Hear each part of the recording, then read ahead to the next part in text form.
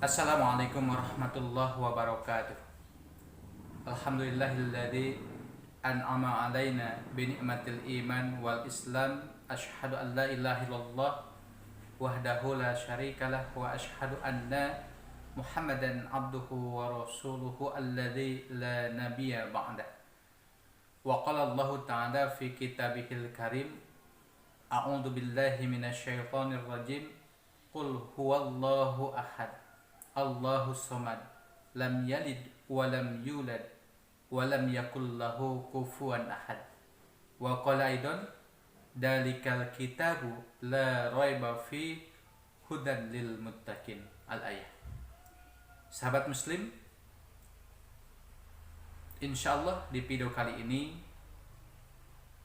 kita akan mentadaburi Al-Quran.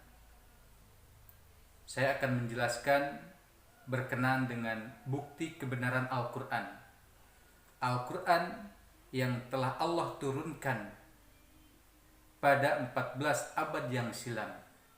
Tapi ayat-ayatnya ini bisa dibuktikan di zaman milenial ini.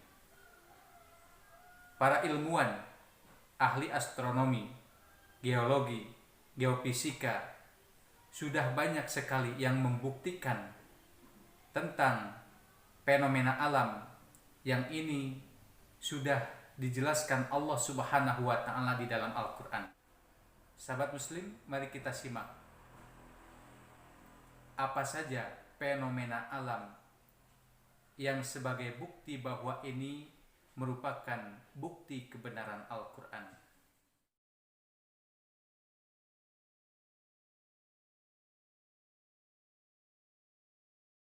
Sahabat muslim, banyak fenomena unik yang sukar untuk diterima logika manusia, namun ada di sekitar kehidupan nyata. Menariknya lagi, fenomena tersebut ternyata sudah ada di dalam Al-Quran sebelum para ilmuwan membuktikan secara ilmiah. Salah satunya tentang keberadaan sungai di dasar lautan. Penemuan tentang fenomena ini berawal ketika Jacques Cousteau, seorang ahli kelautan dan ahli selam terkemuka dari Prancis, yang melakukan penelitian bawah laut di Cenote Angelita, Meksiko. Penelitian tersebut dilakukan untuk tayangan program televisi yang terkemuka, yaitu Discovery Channel. Orang tua yang berambut putih ini sepanjang hidupnya telah menyelam ke berbagai seantero dunia. Ia juga membuat film dokumenter tentang keindahan alam dasar laut untuk ditonton di seluruh dunia.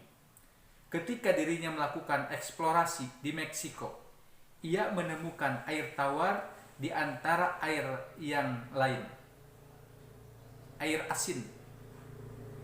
Jadi ada air tawar, kemudian air asin yang tidak menyatu. Subhanallah, keduanya tidak bercampur, seolah-olah ada dinding atau membran yang membatasi keduanya. Sontak penemuan itu membuatnya takjub. Cousteau pun kembali menyelam lebih dalam lagi dan menyaksikan fenomena alam yang lebih mengejutkan. Betapa tidak ia melihat ada sungai di dasar lautan. Sungai di bawah lautan itu ditumbuhi daun-daunan dan pohon. Para peneliti menyebut fenomena itu sebagai lapisan hidrogen sulfida atau H2S. Fenomena ganjil itu membuat heran Cousteau dan mendorongnya untuk mencari penyebab terpisahnya air tawar dari air asin di tengah-tengah lautan. Ia mulai berpikir bahwa fenomena itu hanya halusinasi atau halayan sewaktu menyelam. Waktu pun terus berlalu setelah kejadian tersebut. Namun ia tak kunjung mendapatkan jawaban yang memuaskan tentang fenomena ganjil tersebut. Sampai pada suatu hari ia bertemu dengan seorang profesor muslim. Kemudian ia pun menceritakan fenomena ganjil tersebut. Kemudian profesor itu teringat pada ayat Al-Quran, surat Al-Furqan, ayat ke-53.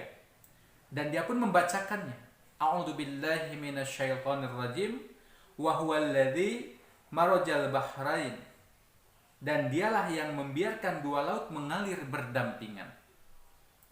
Hadza adbun furatun, yang ini tawar dan segar. Wa hada milhun ujaj, dan yang lain sangat asin lagi pahit.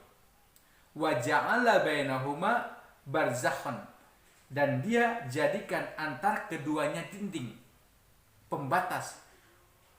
Wa hijron mahjuro, dan batas yang tidak tembus. Subhanallah, maha besar Allah dengan segala firman-Nya. Kemudian Qastaya pun terpesona dengan ayat-ayat Al-Quran, melebihi kandungannya, melihat keajaiban pemandangan yang pernah dilihatnya di lautan yang dalam. Ia beranggapan Al-Quran ini mustahil disusun oleh Muhammad yang hidup di abad ke-7, suatu zaman saat belum ada alatan selam yang canggih untuk mencapai lokasi yang jauh terpencil di kedalaman samudra. Benar-benar suatu mukjizat, katanya.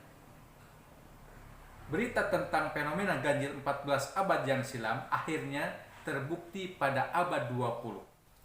Qastaya pun mengatakan bahwa Al-Quran memang sesungguhnya kitab suci yang berisi firman Allah, yang seluruh kandungannya mutlak benar. Jacques Qastaya pun memeluk Islam, yang lahir di Prancis pada 11 Juni 1910 itu kemudian meninggal di Paris pada tanggal 25 Juni 1997. Sahabat muslim, ketika air tawar tersebut tidak tercampur dengan air asin di bawah kedalaman lautan, logika manusia akan menyebutkan bahwa ada dinding yang dibuat di antara kedua sumber air tersebut. Namun ternyata dinding tersebut tak pernah dibuat oleh manusia. Kenyataannya ialah ada semacam dinding alami yang ternyata tidak tertembus dan membuat air tawar dan air laut ataupun air asin itu tidak tercampur. Dinding tersebut telah diciptakan Allah Subhanahu wa ta'ala, dan hal itu telah dijelaskan di dalam Al-Quran. Secara ilmiah, fenomena ini disebut dengan fenomena hidrogen sulfida, yang berarti adanya pertemuan antara air asin dan air tawar, namun tidak bercampur. Bahkan fenomena ini juga membuat air tawar yang berada di bawah laut tersebut memiliki bentuk yang mengalir layaknya sebuah sungai.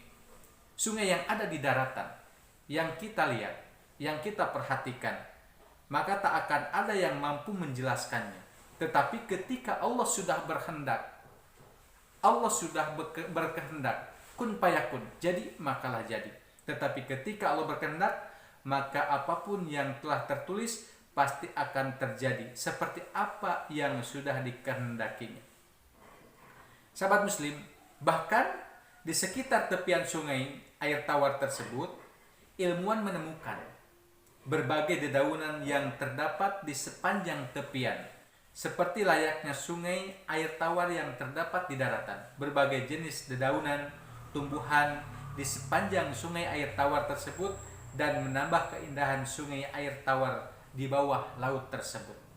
Fenomena menarik ini menjadi bukti Al-Quran bukan buatan manusia, sekaligus menjadi bukti kebesaran Allah Subhanahu wa ta'ala yang dapat dilihat oleh seluruh umat manusia. Sahabat muslim, semoga dengan adanya fenomena ini kita semakin bersyukur, semakin lebih meningkatkan iman dan takwa kita kepada Allah Subhanahu wa ta'ala. La ilaha illallah, tidak ada ilah kecuali Allah. La na'budu illallah, tidak ada yang patut diibadahan kecuali Allah Subhanahu wa ta'ala. Maha benar Allah dengan segala firman-Nya.